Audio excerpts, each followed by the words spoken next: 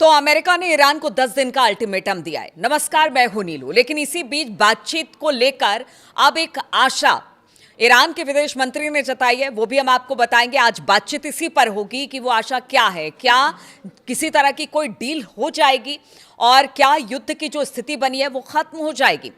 तो अमेरिकी राष्ट्रपति डोनाल्ड ट्रंप ने कहा है कि वो ईरान पर एक सीमित सैन्य हमला करने पर विचार कर रहे हैं और इसका मकसद तेहरान को न्यूक्लियर प्रोग्राम रोकने के लिए एक डील पर सहमत होने के लिए दबाव बनाना है।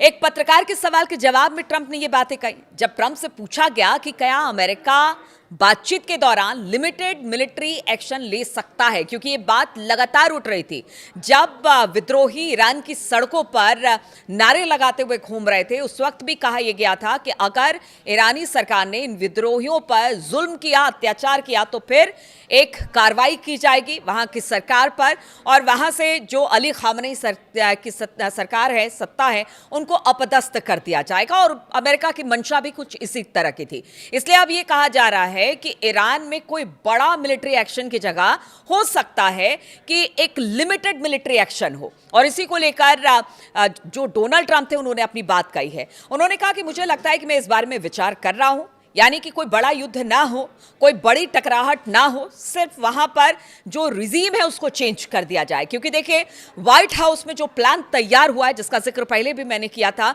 कि वहां पर अब कोशिश ये की जा रही है कि चरणबद्ध तरीके से ईरान पर हमला अमेरिका करे। लेकिन अमेरिका भी, जो ईरान है वो भी लगातार अमेरिका को लेकर चुनौती दे रहा है और वो यही कह रहा है कि बातचीत यानी डिप्लोमेसी वो अपनी जगह पर है, लेकिन ईरान युद्ध के लिए भी तैयार है।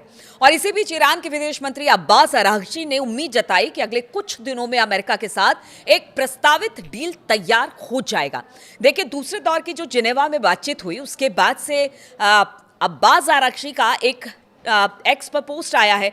उन्होंने इसमें बड़ी उम्मीद जताई है कि हो सकता है कि कोई डील पर हम पहुंच जाए, अमेरिका और ईरान किसी डील पर पहुंच जाए और अब जो युद्ध की आशंका है वो ना के बराबर हो। शुक्रवार को ट्रंप के बयान के कुछ घंटे पहले विदेश मंत्री अरागची ने एक टीवी इंटरव्यू में कहा कि उनका देश अगले 2 से 3 दिनों में एक ड्राफ्ट डील को फाइनल करने का प्लान बना रहा है।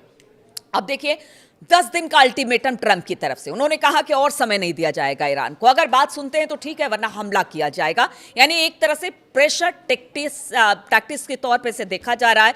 एक प्रेशर बनाने की कोशिश ईरान पर बहुत पहले से की जा रही है और अब 10 दिन का एक अल्टीमेटम। और जिस तरह से वहां पर ईरान के आसपास, चाहे यमन की खाड़ी हो या फिर स्ट्रेट ऑफ हॉर्मूज हो, हर तरफ हम देख रहे हैं किस तरह से डिप्लॉयमेंट है, अलग अलग अमेरिकी एयरबेसिस पर डिप्लॉयमेंट है। इससे पहले कभी इतना बड़ा जमावड़ा अमेरिका के मिलिट्री का कभी नहीं देखने को मिला किसी देश पर हमले से पहले। लेकिन ईरान में इस तरह की चीजें हो रही है। अब इसी के बाद ये कहा गया है अब्बास अरागची की तरफ से कि दूसरे दौर की बातचीत में हमने कुछ बात की है जिसमें कि कुछ फाइनल प्लान बन सकता है, जिसे वॉशिंगटन भेजा जाएगा।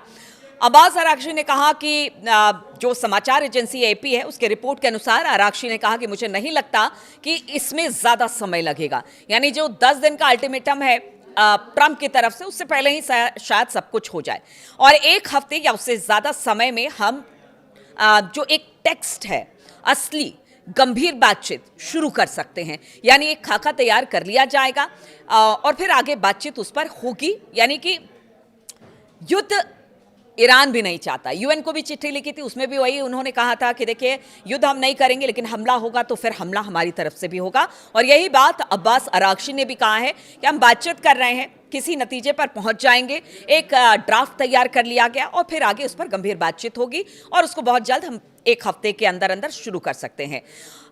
अमेरिका और उसके यूरोपीय सहयोगियों को शक है कि हो सकता है कि इस बातचीत के दौरान ही ईरान परमाणु हथियार बढ़ाने की तरफ आगे बढ़ जाए। तेहरान ने इन आरोपों से हमेशा इनकार किया है कि देखिए, हम किसी तरह से कोई परमाणु कार्यक्रम नहीं चला रहे या हमारी मंशा परमाणु बम बनाने की नहीं है। अमेरिकी और ईरानी अधिकारियों ने तेहरान के परमाणु कार्यक्रम पर स्विट्जरलैंड के जिनेवा में मुलाकात की और फिर कहा कि बातचीत में प्रगति हुई है। ईरान और अमेरिका दोनों ने संकेत दिया कि अगर बातचीत फेल हो जाती है तो फिर वो जंग के लिए तैयार है। अब अगर अब्बास अरागची का जो एक्स पर पोस्ट किया उसमें उन्होंने कहा है कि हम बातचीत के लिए आगे बढ़े। और जहां तक अमेरिका जो कि 0% इनरिचमेंट की बात कह रहा है, इस तरह की तो बातचीत हमारे बीच हुई ही नहीं है। अमेरिका दबाव नहीं बना रहा है किसी तरह की इस पर बातचीत नहीं हुई है 0% इनरिचमेंट की। तो फिर आखिर ट्रंप बार बार क्यों कहते हैं कि आप इनरिचमेंट अपना रोक दे, आप यूरेनियम का इनरिचमेंट ना करें?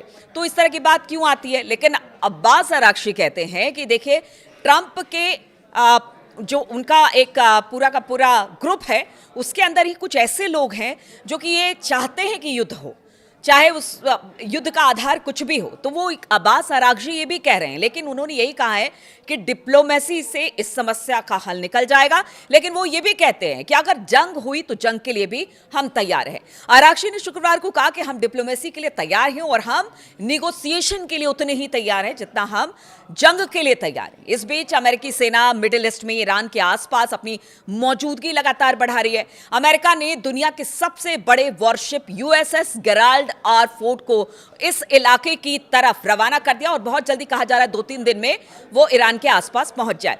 शुक्रवार को मैरीटाइम फोटोग्राफरों से पोस्ट की गई तस्वीरों से पता चलता है कि ये जिब्राल्टर की खाड़ी से गुजरकर भूमध्य सागर में प्रवेश कर गया है।